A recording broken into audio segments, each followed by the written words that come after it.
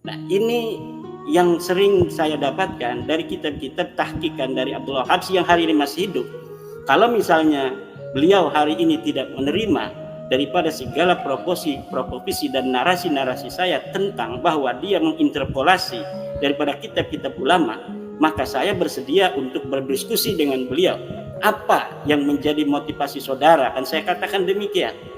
Ketika di Tarikh Ibnu Hisan, di situ kitabnya itu tidak ditulis tentang Faqih Muqaddam, tapi kemudian Anda menulis Faqih Muqaddam. Padahal kitabnya itu tidak ada nama Faqih Muqaddam.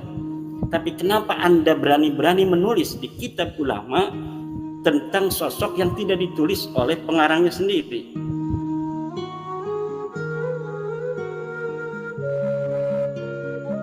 Semanti Rojai ini, walaupun di dalam pengisbatan dia itu subjektif, tetapi dalam pentahqiqan dia itu jujur.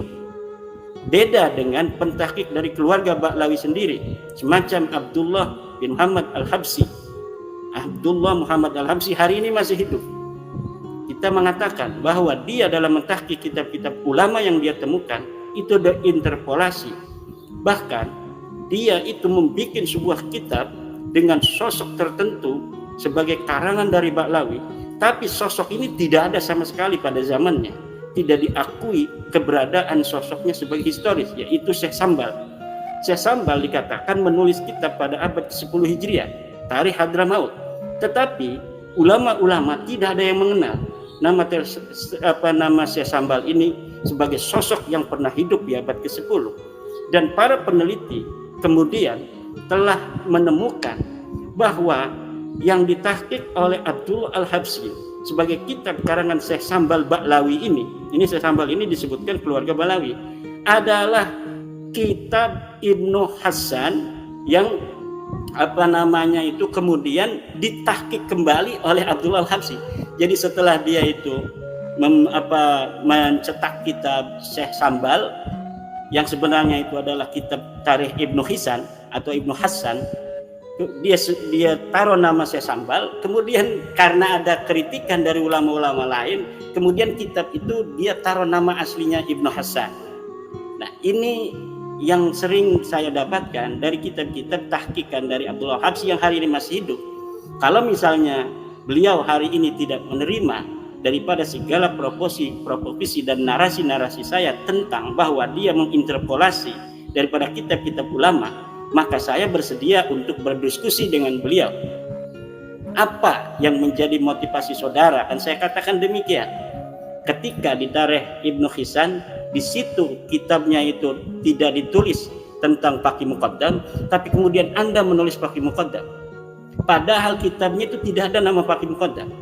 Tapi kenapa Anda berani-berani menulis di kitab ulama tentang sosok yang tidak ditulis oleh pengarangnya sendiri?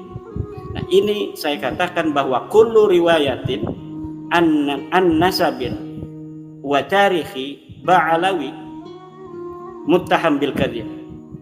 Kullu riwayatin min ulama'i Ba'lawi bin nisbah li tarikhihim wa nasabihim muttahamun bil kadhib. Setiap riwayat dari Ba'lawi tentang sejarah mereka, tentang nasab mereka, itu harus dicurigai kedustaan. Kenapa? Karena beberapa contoh telah mengajak kita untuk berkesimpulan seperti itu. Misalnya menerangkan bahwa kitab Ibnu Samrah di abad ke-5 telah menyebut nasab Ba'lawi. Saya teliti kitabnya, tidak ada. Bahwa Al-Ubaidili menyatakan bahwa Ahmad bin Isa hijrah ke Yaman, saya teliti kitabnya, tidak ada. Bahkan tentang fikih, hukum-hukum pun Ba'lawi ini berani untuk mengutip, dan mengutipannya itu berdosa. Misal seperti bahwa Ibnu Hajar Al-Haytami berfatwa bahwa wanita keturunan Nabi itu tidaklah sekufu dengan yang bukan turunan Nabi walaupun alim. Saya teliti kitab daripada Ibnu Hajar yang tentang fatwa itu sebaliknya, bahwa anak seorang alim itu tidak sekufu untuk menikah dengan keturunan Nabi yang bodoh. Kemudian Imam Asyuti katanya, dia kutip dalam Al-Masra'ur Rawi, dalam kitab Khasaisnya tentang kafaah juga seperti itu. Saya cari kitab Khasaisnya Imam Asyuti, masih ada kitabnya. Ternyata apa yang ada di dalam kitab Khosoisnya Imam Suyuti tidak sama dengan yang mereka kutip. Banyak sekali hal-hal yang semacam ini. Mungkin sebagai closing statement silakan Prof. Hanif memberikan sebuah statement. Silakan Prof. Baik, mungkin kami ingin melihatnya dari segi metodologi, bahwa memang kita perlu memperkuat metodologi verifikasi itu, gitu. Verifikasi faktual di lapangan, ya, fil kaun dalam bahasanya Ibnu Taimiyah itu. Nah, karena yang ada selama ini memang masih logika dan argumentasi itu masih lam nastafid min bahsina tula umrina siwa an jama'na fihi qila wa qalu, gitu. Nah, terkait dengan sejarah, ya, saya kok lebih prefer untuk apa yang disodorkan oleh Imam Syafi'i, oleh Ibnu Taimiyah, oleh Ibnu Khaldun misalnya, terkait dengan bahwa sejarah itu harus dengan bukti, gitu, dengan fakta, dengan bahwa sejarah itu bukan cerita, bukan legenda, bukan mitos, bukan cerita mitos, cerita legenda dan lain sebagainya. Oleh karena itu, level apapun yang kepengen untuk meyakinkan terkait dengan ansab, terkait dengan kutipan kitab-kitab, terkait dengan pendapat-pendapat kitab, gitu ya, itu sebaiknya memang perlu diverifikasi, gitu. Diverifikasi faktual di lapangan. Nah, itulah sebetulnya banyak kelemahan-kelemahan metodologis ini, ya. Ya, saya ini santri dulunya, tapi kemudian kok tidak tahu ya, kemudian terlempar ada di Universitas Indonesia dan tidak lagi ngajar agama, gitu. Tapi saya masih tetap membacalah kitab-kitab itu. Ya, hanya itulah yang barangkali dalam pandangan saya sebagai akademisi, yang saya pernah belajar, gitu ya, di pesantren pernah belajar mantik, Iqadul Imam, kemudian kitab-kitab Sulamul Munawarraq dan lain sebagainya, gitu, dengan kitab-kitab yang sekarang yang pada umumnya tulisan Latin, gitu, tulisan bahasa Inggris, gitu.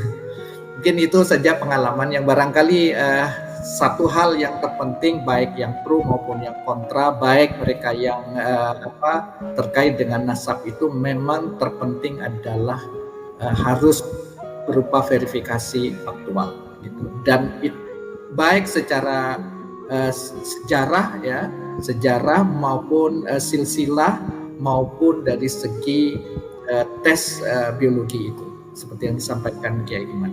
Mungkin itu saja dari saya. Terima kasih. Baik. Terima kasih Kiai. Ya. Ada closing statement Kiai Iman? Ya, terima kasih. Saya ingin mengucapkan terima kasih pada Profesor Dr. Hanif Syaghafur yang berkenan untuk membahas nasab Balawi pada malam hari ini. Dan closing statement daripada Profesor tadi, saya sangat setuju bahwa setiap sejarah, setiap pernyataan perlu diverifikasi kebenarannya. Yang kedua adalah tentang bahwa tes DNA itu penting untuk kesahihan nasab. Terima kasih. Ya, baik. Satu lagi saya menggarisbawahi bahwa sejarah adalah fakta. Sejarah adalah bukan cerita, bukan legenda, tetapi berdasarkan fakta-fakta yang valid.